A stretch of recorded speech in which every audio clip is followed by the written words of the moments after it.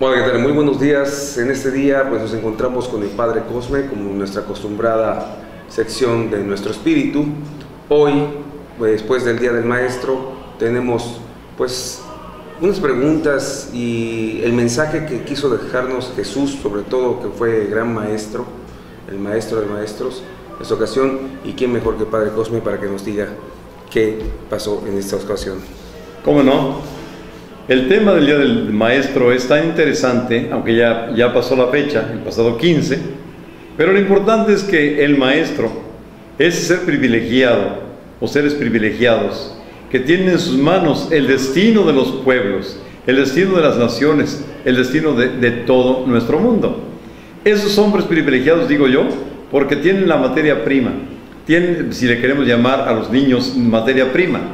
Tienen a los adolescentes, a la juventud, a los adultos inclusive que están ya en los posgrados, están en las maestrías y doctorados, ¿sí? Entonces, teniendo ese privilegio de tener al futuro y al presente de los pueblos, ellos tienen una altísima responsabilidad ante el país, ante todos nosotros, porque de ellos depende el progreso o el retroceso de los pueblos. Hoy en día podemos hacer un análisis de nuestro querido México, cómo se encuentra en todas las esferas, llamémosle en el ámbito político, económico, industrial, social, etcétera, y hasta religioso, ¿por qué no? Entonces vamos a ver que todo ello, lo que tenemos hoy, se lo debemos a los maestros del ayer no muy lejano. ¿Por qué? Porque ellos fueron los que plasmaron a los líderes actuales, ellos nos plasmaron a todos nosotros, ellos nos tuvieron en sus manos y nos han presentado un mundo con tantas dificultades, y nos ha tocado a todos nosotros sortear las mismas. Pero a lo que voy, estos maestros hoy más que nunca deben enfocar sus baterías a la enseñanza de ¿qué? No de conocimientos, no, de enseñar a razonar a los alumnos, de enseñarles a utilizar la herramienta de la lógica para que ellos mismos descubran tantas cosas tan importantes en la vida y puedan ellos encontrar las soluciones adecuadas, porque definitivamente eso va a suceder. Nuestra niñez ya es cibernética, nuestra niñez ya es digital, nuestra niñez no es como la que nos tocó en el siglo pasado. La computadora pues es reciente todavía. Entonces nosotros no crecimos en la edad digital, estamos nosotros en la edad predigital, pero las juventudes de hoy, la niñez de hoy en día, está en esa época tan privilegiada, que tiene tantos recursos, que tiene todas las enciclopedias del mundo al alcance, a su alcance, en sus manos. Y los maestros, hoy más que nunca, tienen que estar preparados para hacer emerger esos seres, no con conocimientos, sino esos seres que aún no existen, seres privilegiados en los niños, que tiene que transformar su entorno, su hábitat, su país, porque en el pasado se nos enfocaba a ganar el pan de cada día, ¿sí? Así es. Y esto no es suficiente, porque cada quien entonces va a luchar por solucionar el problema del pan de cada día y sin preocuparse de los demás. Eso es muy, muy egoísta y muy pobre. Hoy tenemos que preocuparnos por enseñar a los niños, a los jóvenes, a los adultos, a saborear, a degustar el pan de cada día y compartirlo con los demás, hacer que a los demás también les llegue ese pan de cada día y hacer que este mundo se transforme, que este mundo cambie, pero para ello hay que cambiar la mentalidad de los maestros. Como decía San Lucas en su versículo 4:32, y se admiraban de su doctrina porque hablaba con autoridad. Sí, definitivamente Cristo, cuando hablaba, sin haber ido a una escuela, a ninguna escuela, él hablaba con autoridad, como quien tiene autoridad. ¿Por qué? Porque estaba seguro de sí mismo. Era Dios para empezar, el ser Dios y hombre. El maestro en la escuela tiene que emular a Jesús, tiene que imitar a Jesús, estar seguro de sí mismo, seguro de sus conocimientos que va a impartir, seguro de su materia, de su especialidad, y no llegar allí con titubeos. Porque cuando transmitimos incertidumbre, inseguridad a las juventudes o a la niñez, es cuando estamos creando ya una juventud tambaleante, una niñez endeble, que no encuentra certeza en quienes debe encontrarla, no encuentra fortaleza en quien debe transmitirla. Entonces, una juventud, una niñez débil, es una niñez que no va a transformar el país, va a ser un problema para el país. En cambio, cuando el maestro llega imitando a Jesús, que dijo: yo soy camino, verdad y vida, seguro de que trae la verdad en él, la verdad científica, la verdad de la ciencia, la verdad de que él está seguro de lo que va a enseñar, va a transmitir, ¿sí? Y sobre todo, como decía en un principio, va a hacer que las mentalidades de la niñez, de la juventud, cambien, evolucionen, mejoren. ¿Cómo? ¿Verdad? Haciendo que ese ser interno, que está en potencia en cada uno de los niños o de los jóvenes o de los adultos inclusive, pues emerja, salga. Y cuando salen esos grandes seres privilegiados que tenemos al interior, es cuando el país, nuestro mundo se transforma. De lo contrario, ¿qué es la educación? Transmitir conocimientos. Eso es muy pobre. Ya no están, y los maestros no están para transmitir conocimientos, están para enseñar a la juventud, a la niñez, a los que tengan bajo su responsabilidad, hacer que emerja ese ser maravilloso que hay en él. Porque cuando emerge ese ser maravilloso, estamos llenos de gente preparada, de gente que viene a transformar el mundo, gente optimista y segura de sí misma. De lo contrario, la incertidumbre, ¿dónde nos lleva? A un país incierto, con un futuro incierto, un presente que muy pobre, un presente que es miserable, ¿sí? Gracias a Dios, parece que hoy en día tenemos en México líderes de peso, líderes que de verdad están transformando al país. Nuestro país es de los pocos que no se han tambaleado, ¿sí? Hoy escuchaba a Pedro Ferriz comentar cómo la economía que está dejando nuestro presidente es excelente. Entonces, qué bueno, es un hombre visionario, ¿sí? Y de ese tipo de hombres queremos nosotros para nuestro México. Que hablen bien, que ellos mismos sean los que hablen, pero más que ellos, otros que los ven, digan qué buen papel están desempeñando. Fíjese que en días anteriores estamos conduciendo el noticiero de esta empresa, de lo que es Opinión Radio, y hablábamos precisamente de los maestros, las comparaciones que había antes, el ahora y lo que habrá después, porque todavía no podemos llegar a decir qué habrá en el futuro, pero hace rato lo comentábamos atrás de cámaras. Yo recuerdo que las clases eran mañana y tarde, y ahorita nada más 4 horas de enseñanza y adiós. Y eso se llega a complementar las 4 horas. Hay veces que los maestros pues tienen que salir temprano porque ya les llegó el cheque y tienen que estar en el banco haciendo cola para poder cobrar pues lo que ya devengaron, por de alguna manera decirlo. Pero de 4 horas de enseñanza a casi 8 horas que antes eran, pues hay una gran diferencia, ¿no? Todavía a mí, en mi época era de las 7 de la mañana a la 1 de la tarde.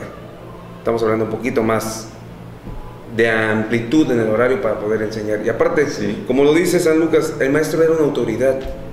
Sí. El maestro no tanto, bueno, un maestro que recuerdo mucho de mi primaria, que se llamaba Florentino, él decía: nosotros venimos aquí para enseñarles, para educarles no, porque la educación se mama, la educación viene desde el seno materno, por eso se dice que la educación se mama. Nosotros venimos aquí a darles las herramientas, la enseñanza, para que puedan ustedes pues más que nada sobresalir en el futuro. Yo difiero de ellos, totalmente difiero. ¿Por qué? Porque ¿qué es la escuela? Es la prolongación del hogar. Lo que en el hogar no se tiene capacidad de dar, lo tiene que transmitir la escuela. ¿Sí? En la escuela los maestros inclusive tienen que ser tan semejantes a Dios, que fíjate, tienen que tener un corazón maternal y un alma paternal. Papá y mamá están allí en la escuela.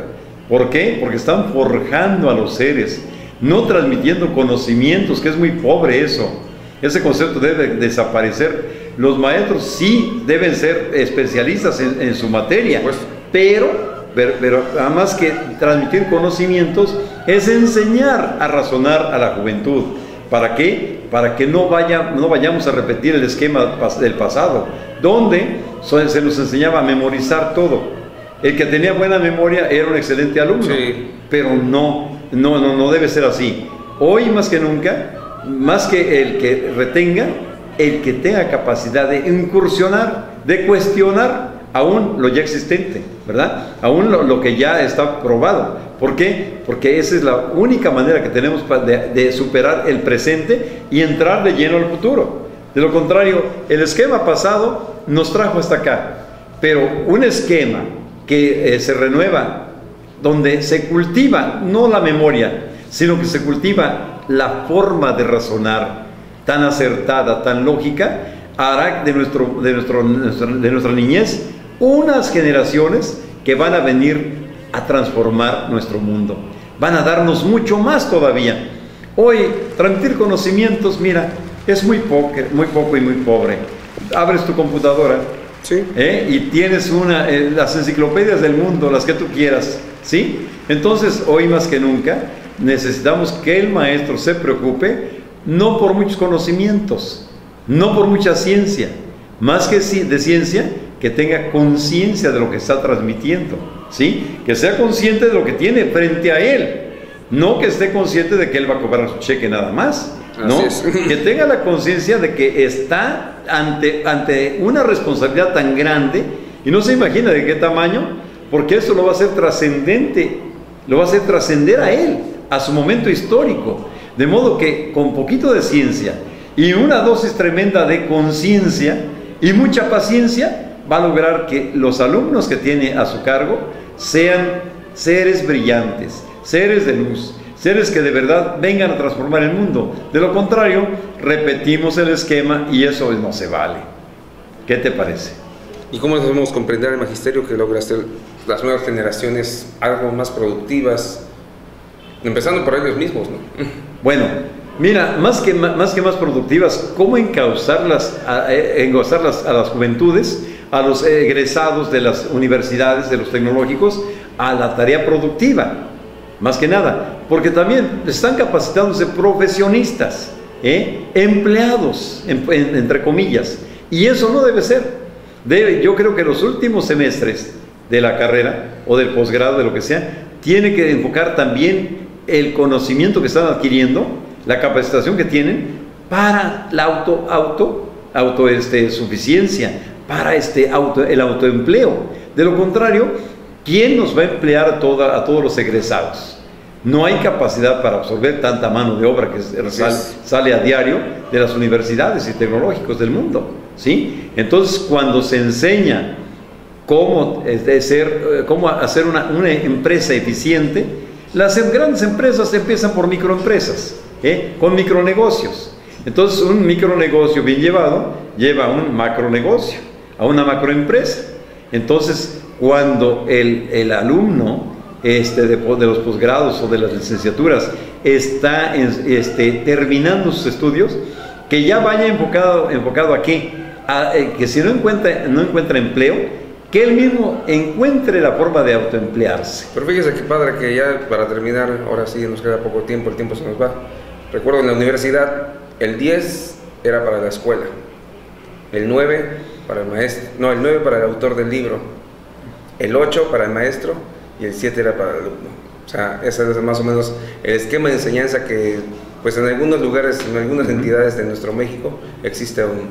¿Cómo hacemos comprender al magisterio de esa vocación que la sientan, que la impartan, que la difundan entre sus alumnados? Más que hacer que ellos sientan, hay que invitarlos a que ellos comprendan que lo que tienen bajo su responsabilidad es una pléyade de gente que los va a señalar con el dedo el día de mañana y a corto plazo, como excelentes educadores, como excelentes mentores o como todo lo contrario, ¿verdad? Entonces la historia es muy cruel cuando nosotros no cumplimos con nuestro deber. Esos maestros van a pasar la historia y van a pasar mal parados. Entonces yo los invito a que realmente ellos vean que la vocación que tienen es de servicio. Si el Señor, el maestro de maestros, lavó los pies a los discípulos y dijo, si yo siendo el Señor su Señor y maestro les he lavado los pies, ¿cuánto más tienen que hacer ustedes? Entonces, si tenemos por modelo al maestro de maestros, no vamos a lavar los pies, pero vamos a hacer que nuestra vocación de servicio se manifieste, aflore y sea una realidad tan bella que aunque no la aplaudan, que sencillamente se vea. Y cuando se ve, nosotros podemos estar seguros de que estamos con la conciencia tranquila.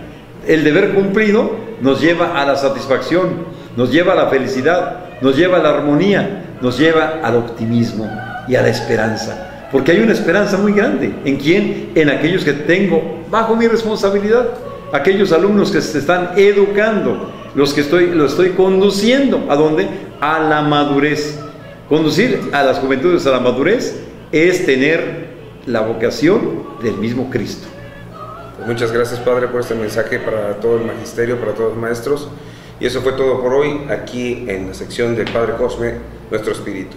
Gracias, nos vemos en la próxima. Que Dios los bendiga.